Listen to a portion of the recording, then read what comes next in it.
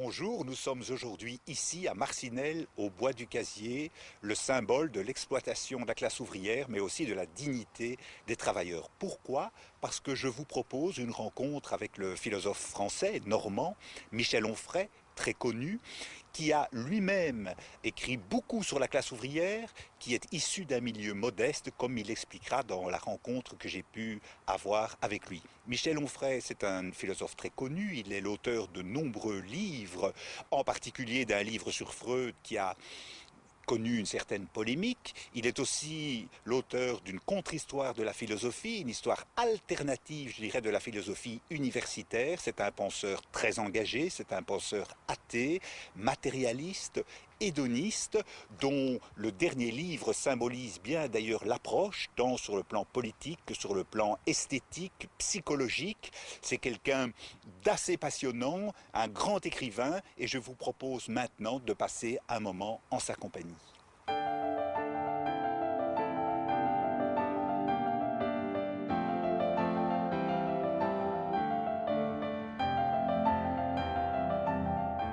Michel Onfray, bonjour. Je suis absolument ravi de vous rencontrer parce que je suis depuis longtemps votre travail. Quand je dis depuis longtemps, pas depuis que vous êtes connu, mais dès le ventre des philosophes, cynisme, etc., que je trouve, moi qui ne suis pas philosophe, un éclairage sur la vie et sur le cheminement existentiel absolument passionnant. Je vais commencer par une question un petit peu bateau, pardonnez-moi.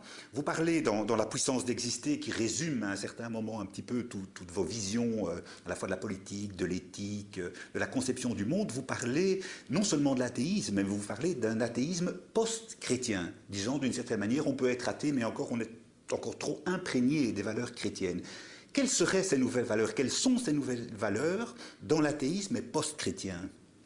Ah, une belle et grande question, parce que de fait, on a aujourd'hui un athéisme que je trouve très chrétien, c'est-à-dire des gens qui disent que Dieu n'existe pas, mais qui en fait reprennent la totalité de l'éthique chrétienne, mettons éthique chrétienne entre guillemets, enfin des valeurs chrétiennes, et je me dis, il y a probablement un certain nombre de valeurs qui ne sont pas défendables en tant que telles. On peut prendre par exemple l'idée de l'amour du prochain parce qu'il serait notre prochain. Ce que je ne crois pas, on ne peut pas aimer son prochain s'il n'est pas aimable. Parce qu'on peut dire si effectivement notre prochain est aimable, quel besoin y a-t-il d'inviter à un amour du prochain? Voilà, si quelqu'un est aimable, vous êtes aimable, j'ai envie de vous aimer, il n'y a pas d'obligation éthique à cet endroit-là.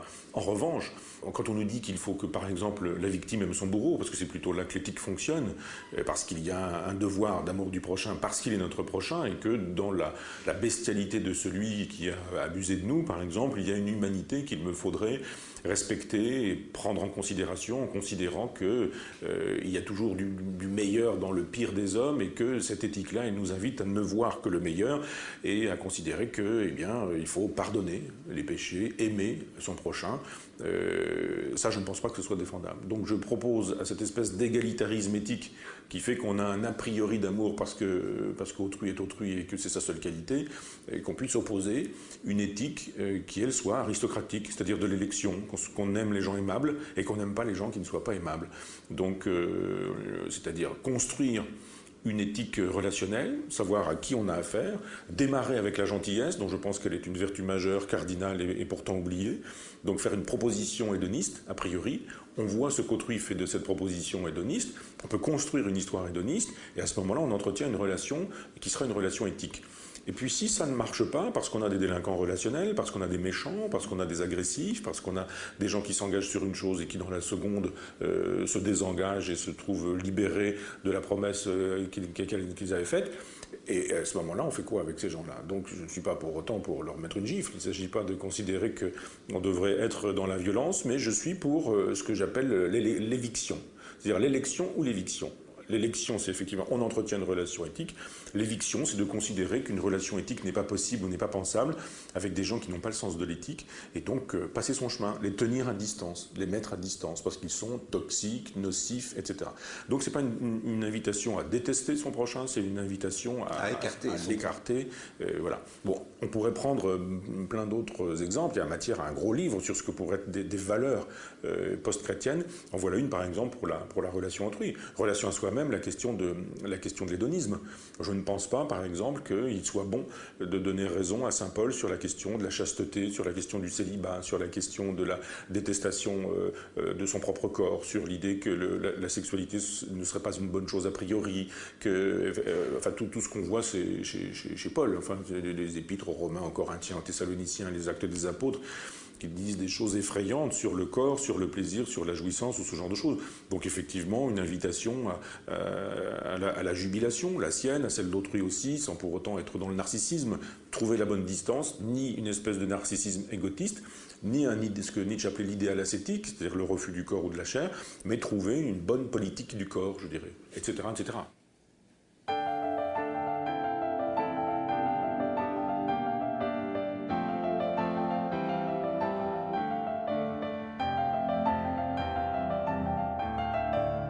Aujourd'hui, je pense qu'on vit une époque historique.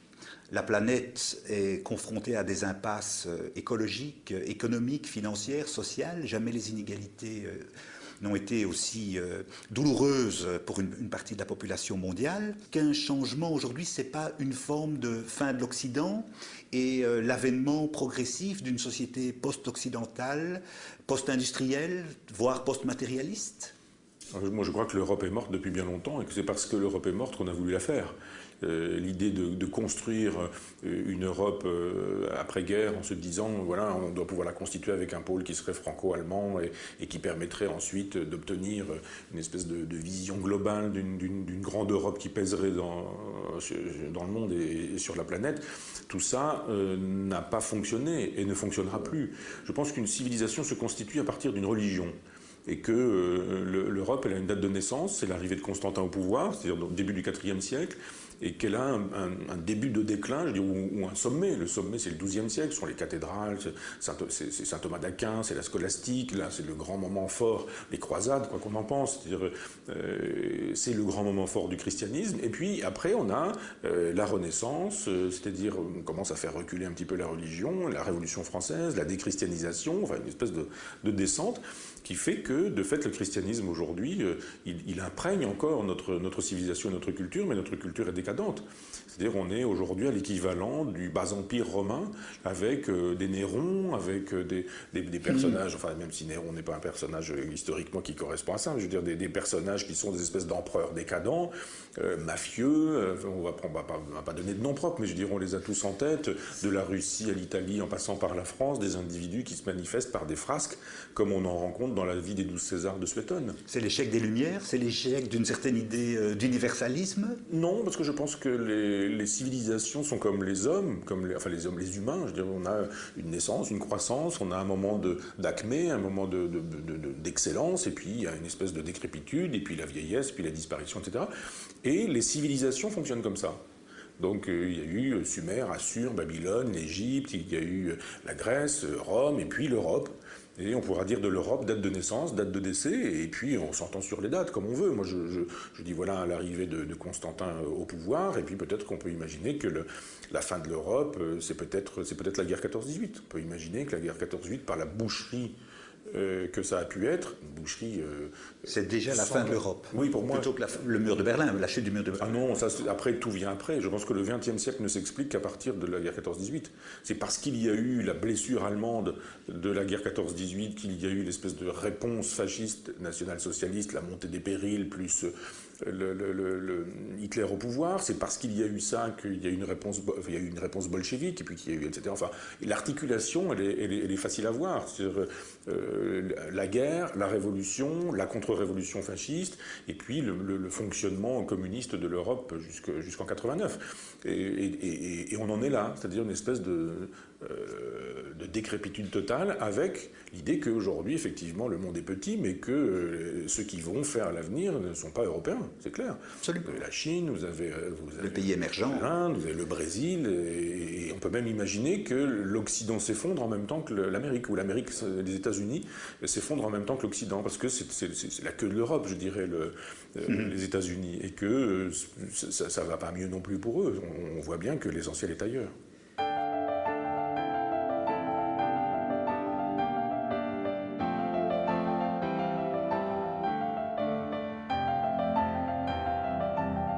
Vous avez écrit il y a quelques années un très beau livre, Politique du rebelle. Se rebeller pour vous résister aujourd'hui, est-ce que c'est contre, comme le disent certains, l'anthropologie capitaliste qui irrigue les âmes comme les corps, qui assigne l'homme à une fonction exclusive de producteur-consommateur? Est-ce que ça, c'est un des combats aujourd'hui importants? Oui. C'est le combat, me semble-t-il. Politiquement, c'est le combat antilibéral. Le libéralisme, c'est le marché qui fait la loi. Entendons-nous sur une définition extrêmement simple. Le capitalisme, c'est un mode de production privé des biens. Et quelque chose à quoi on ne peut pas échapper, me semble-t-il. Le capitalisme, il existe depuis qu'il y a des coquillages précieux dans les grottes préhistoriques et que, effectivement, un beau coquillage est supérieur à un coquillage qui n'est pas joli. Donc c'est la valeur, c'est la rareté, c'est la richesse. Donc il y a une modalité préhistorique du capitalisme.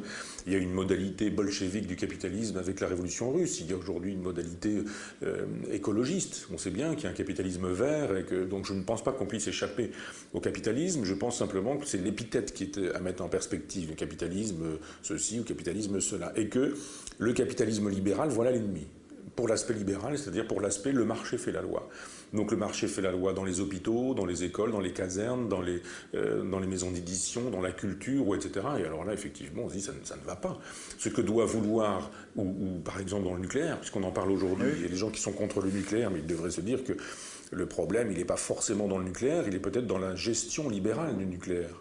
C'est-à-dire que si une centrale nucléaire, elle est remise entre les mains de privés, on sait très bien qu'on va essayer d'avoir un minimum d'investissement pour un maximum de rentabilité. Donc on va prendre des risques sur la sécurité, qu'on va faire des choses qu'on ne devrait pas faire, qu'on va mettre sur le coup des entreprises privées qui, elles aussi, ont besoin de faire de l'argent avec ce genre de choses. Alors qu'on doit se dire, attention, c'est ultra dangereux, la sécurité doit faire la loi et non pas le marché. Et à ce moment-là, on doit nationaliser tout ce qui est énergie nucléaire et puis considérer que la sécurité, elle doit être majeure dans une centrale nucléaire. Dans un hôpital, c'est la même chose. Quand on se voit aujourd'hui que celui qui fait la loi dans un hôpital, c'est le comptable, et qui nous fait savoir que, eh bien, on ne fait pas ce type d'opération parce que ça coûte cher, parce que c'est pas rentable, parce qu'il y a une mortalité importante et qu'on ne veut pas avoir des chiffres de mortalité et qu'on se dit, bah, on les met dans un autre endroit, on se débrouille pour ne pas les opérer, on ferme des services ou ce genre de choses. C'est la santé publique qui doit faire la loi dans un hôpital, etc., etc. Donc je pense que la résistance aujourd'hui, elle doit se faire au libéralisme et au marché qui fait la loi partout.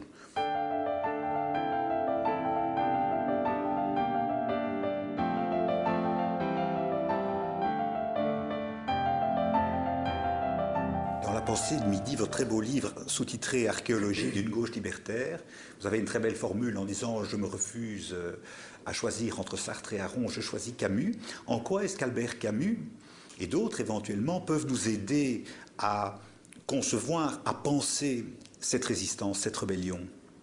Il y a une historiographie dominante en matière de philosophie, c'est une historiographie idéaliste, spiritualiste, et puis il y en a une autre qui est l'idéologie marxiste qui fait encore la loi. C'est-à-dire qu'on pense aujourd'hui Camus à partir de Sartre. Et Sartre comme le bolchevique emblématique qui n'a cessé d'être. Et aujourd'hui, il y a un nombre de lieux communs qui sont ressassés sur Camus, du philosophe pour classe terminale au littéraire, etc., qui sont des lieux communs sartriens, bolcheviques, et qui font l'économie de la lecture de Camus. Les gens connaissent Camus, mais ils ne l'ont pas lu.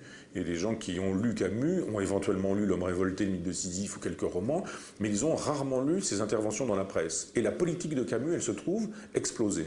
Elle est large, elle n'est pas exclusivement sur la guerre d'Algérie. Ah non, elle est extrêmement large. C'est-à-dire ça va de Misère en Kabylie dans les années 30 jusqu'au soutien d'anarchistes peu de temps avant sa mort, puisqu'il écrivait un texte pour une revue anarchiste d'Amérique du Sud, en passant par un certain nombre de soutiens. Il a critiqué la Chine, il a critiqué les pays de l'Est, il a défendu le fédéralisme, il a défendu l'Europe, la fin des nations. Il y a une prise de position politique. Il a parlé du pacifisme, de Gandhi. Il a défendu la cause des objecteurs de conscience. Enfin, c'est considérable de critiquer le nucléaire. Simplement, comme il n'a pas fait un livre sur ce sujet-là, comme il n'y a pas un livre qui serait la politique de Camus, on n'en parle pas et on ne connaît pas. Et même quand on a lu L'Homme révolté, on l'a lu avec en tête la polémique avec les temps modernes, avec Jean-Paul Sartre, et on se dit, la critique du communisme, il est donc anticommuniste, un anticommuniste est un chien, ou c'est donc un type de droite, etc. En oubliant que la conclusion de ce livre fait l'éloge de l'anarcho-syndicalisme. On oublie que dans L'Homme révolté, la positivité de L'Homme révolté, il y a la part critique bien sûr, mais la part positive, c'est l'éloge de l'anarcho-syndicalisme. Et cette vision marxiste des choses qui a consisté à dire il y a un socialisme, le socialisme marxiste, et tous les autres sont des socialismes utopiques, et on met dans un même sac Fourier, Proudhon, tous les autres. Tout auteur que vous expliquiez, William Godwin, Voilà, Owen, que voilà. vous expliquez bien votre contre-histoire de la philosophie. Et voilà, et donc Camus est une espèce de socialiste utopique, et plutôt utopique que socialiste, et puis l'affaire est réglée. Moi je dis non, pas du tout, c'est un socialiste proudhonien, on pourrait le voir avec la question de l'Algérie par exemple, où il propose le fédéralisme, le mutualisme, la disparition des nations, la coopération, enfin quelque chose d'assez sidérant, plus une Europe qui serait construite avec la Méditerranée, qui elle-même serait en relation avec les grands blocs que serait l'Amérique du Sud, etc. Donc il y a une vraie pensée politique chez Camus, une vraie philosophie politique qui est un peu inédite et méconnue et qui, à mon avis, est une solution pour aujourd'hui. Je pense que les gens qui disent on a essayé le communisme, on a le libéralisme et rien de tout ça nous va, ben, j'ai envie de leur dire essayez un socialisme libertaire et vous verrez que parfois on peut faire la révolution sans prendre le pouvoir, qu'il y a la possibilité aujourd'hui de résister, de se rebeller, de faire tomber des choses sans qu'on ait pu croire qu'un jour elles puissent tomber. Regardez la Tunisie, l'Égypte, etc. Qui aurait pu dire que et cette invitation libertaire à dire au peuple ne consentez plus à la domination sur laquelle, enfin, qui est la vôtre, et puis quand vous serez, enfin la belle phrase de la Boétie, hein, soyez résolus de ne plus servir et vous voilà libre, et quand vous serez convaincu que le pouvoir n'existe que parce que vous y consentez, n'y consentez plus, vous verrez, il n'y aura plus de pouvoir, et bien on voit que ça marche.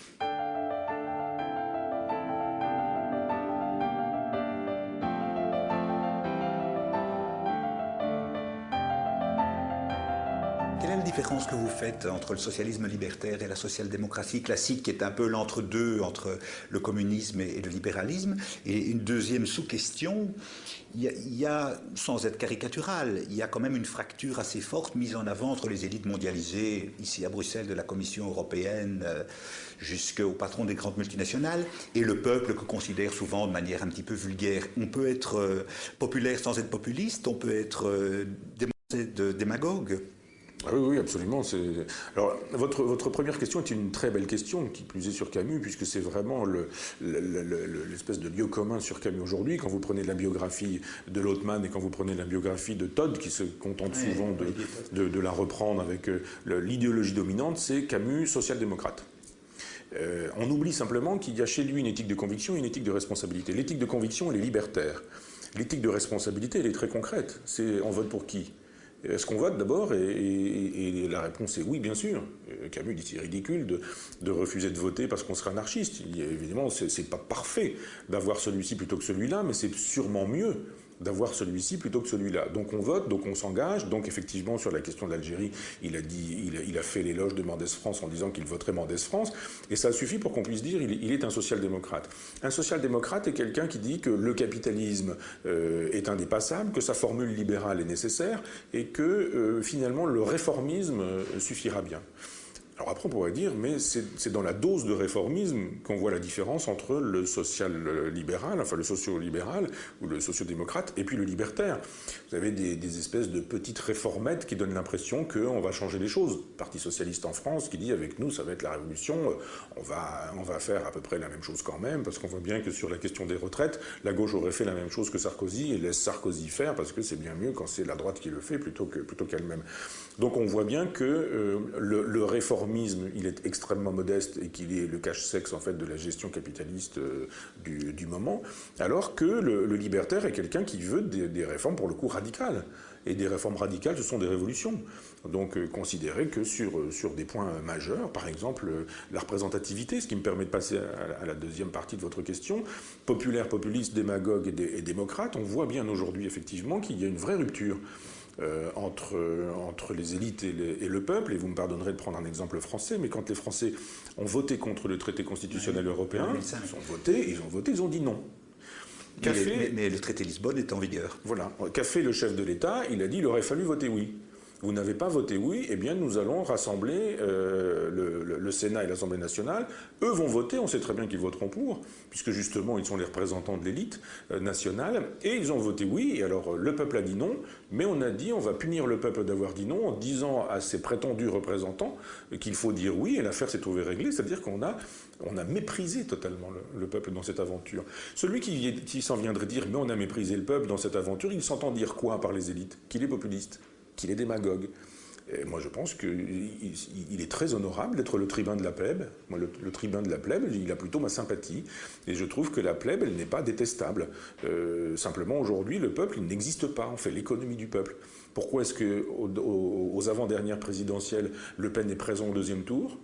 Le Parti communiste fait 2% au premier tour. Le Pen se retrouve sans un seul député à l'Assemblée nationale, 0 député alors qu'il fait 30% au deuxième tour, et que le Parti communiste qui fait 2% a 20 députés. Oui, oui. Qu'est-ce qui se passe? On se dit, mais... Alors, il ne s'agit pas de défendre Le Pen, mais... En Belgique, ce ne serait pas possible, parce qu'il y a un système proportionnel. Voilà. La proportionnelle méprise moins le peuple qu'une espèce de bipartisme qui fait qu'au bout du compte, le bipartisme, ça va être une droite libérale ou une gauche libérale. Et que quiconque n'est pas libéral n'a pas la possibilité aujourd'hui d'accès au levier de commande. Ce qui fait effectivement qu'il y a une espèce d'énervement du peuple qui dit mais on nous demande ce qu'on veut et on dit ce qu'on veut puis on dit après on va rien faire de ce que vous voulez, on va demander aux élites de corriger votre vote. Et il y a un énervement qui se trahit d'une part par l'abstentionnisme, du genre on ne croit plus à ça, quoi, ou après par l'investissement dans le protestataire. Et effectivement, quand on a un protestataire comme Marine Le Pen qui, elle, subvertit totalement le discours de son père et qui se met à défendre l'État, les fonctionnaires, la laïcité qui défend les retraites, qui défend l'école. Et alors là, on se dit, mais c'est un discours que la gauche aurait dû défendre et ne défend plus depuis très longtemps. La nation. C'est-à-dire la nation, quand on dit la nation aujourd'hui, on est fasciste, c'est Le Pen, c'est Pétain, c'est Vichy, c'est tout ça. On a juste envie de dire, mais attendez, c'est Jaurès qui disait que la nation était le seul bien d'un peuple qui n'avait rien à lui ou rien pour lui. C'était la seule propriété d'un peuple qui était démuni de tout. Est-ce que Jaurès aurait voté Marine Le Pen? Qu'est-ce que ça veut dire? Donc je pense aujourd'hui que le mépris du peuple, moi j'en viens du peuple. Mon père était ouvrier agricole, ma mère femme de ménage, mon frère travaille à l'entretien du matériel dans une carrière, sa femme est cantinière, donc je le connais le peuple. Je sais les difficultés qu'il a à vivre, je sais qu'il ne peut pas aller au cinéma, aller au restaurant, emmener ses enfants en vacances, parce que c'est pas possible, parce qu'ils travaillent beaucoup quand ils ont du travail, quand ils ont en plus de ça d'avoir la chance de travailler, beaucoup, ils sont mal payés et ils se disent mais nos représentants ne nous représentent pas. On n'a personne pour parler à notre place, pour dire on a le souci des pauvres, des misérables. On dit ouais, enfin on a toujours le souci des sans-papiers, des immigrés, c'est bien, il y a toujours des artistes, des comiques, des acteurs qui défendent les cas des sans-papiers, etc. Mais le prolétariat, il existe encore, le prolétariat, quoi qu'on dise. On dit oui, mais ça c'est le sous-prolétariat. Mais bien sûr qu'il faut aussi défendre le sous-prolétariat et qu'il n'est pas question d'oublier les sans-papiers, les immigrés. Évidemment qu'il ne faut pas oublier cette partie-là du prolétariat. Mais l'autre partie du prolétariat, plus personne ne parle d'elle. On dit mais non, elle n'existe plus, cette classe sociale. Il n'y a plus de prolétariat. C'est pas vrai, il n'y a plus d'usines. Mais c'est pas parce qu'il n'y a plus d'usines qu'il n'y a plus de prolétariat. Tous ces jeunes qui sont surdiplômés, qui s'en vont faire des stages dans des endroits où on ne les paie pas, où éventuellement ils sont obligés de payer pour faire des stages, ils font partie du prolétariat. On n'en parle jamais de cela. Il y a les ouvriers qui sont en fin de droit, qui sont obligés. Moi, je travaille avec un ami dans un jardin de réinsertion sociale. On les voit arriver, ces gens-là, qui sont à 2 ans, 3 ans de la retraite, et d'un seul coup, plus rien, plus d'argent, terminé, fini. Qui parle de ce peuple-là, de ce prolétariat-là dans la classe politique aujourd'hui? Personne, parce qu'ils savent bien en plus de ça que ce ne sont pas des électeurs. Les jeunes, ils en ont marre de la politique politicienne. On voit l'abstention d'ailleurs aux élections. Voilà, ces gens qu'on voit au jardin là régulièrement, dans le jardin de réinsertion, sont des gens qui ne vont pas voter. Ils disent mais voter pour qui ou pourquoi? Tout le monde s'en fout de nous, personne ne parle de nous, personne ne nous représente. Et vous avez une Marine Le Pen qui arrive et qui disait de la pauvreté, la misère, la souffrance quotidienne, le pouvoir d'achat des gens aujourd'hui. Et d'un seul coup, on se dit, elle a raison.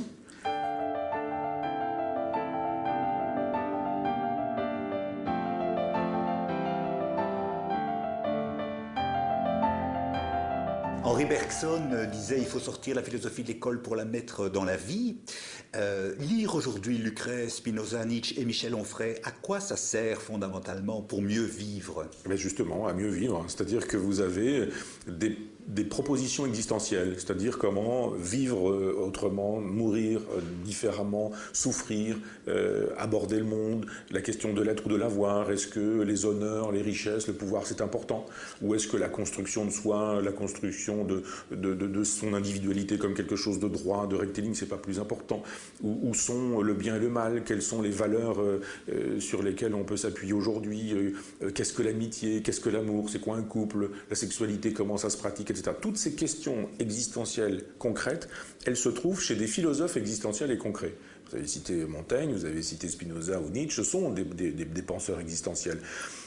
Beaucoup moins Kant, ou beaucoup moins Hegel, par exemple, ou beaucoup moins Fichte, ou beaucoup moins d'autres individus qui sont des théoriciens du concept, ou Heidegger, par exemple, qui est impraticable au sens étymologique. Qu'est-ce que ça veut dire mener une vie heideggerienne? Ça n'a aucun sens. Mais mener une vie stoïcienne, une vie épicurienne, une vie cynique, au sens de Diogène de Sinope, une vie hédoniste, au sens d'Aristippe, etc., ça a un sens. Donc c'est une façon de dire aux gens, si vous ne savez pas quoi faire de votre vie, parce qu'a priori elle est insensée, étymologiquement elle n'a pas de sens, a posteriori elle aura le sens que vous lui donnerez, et la philosophie aide à donner du sens à sa vie. Je vous remercie. C'est moi qui vous remercie.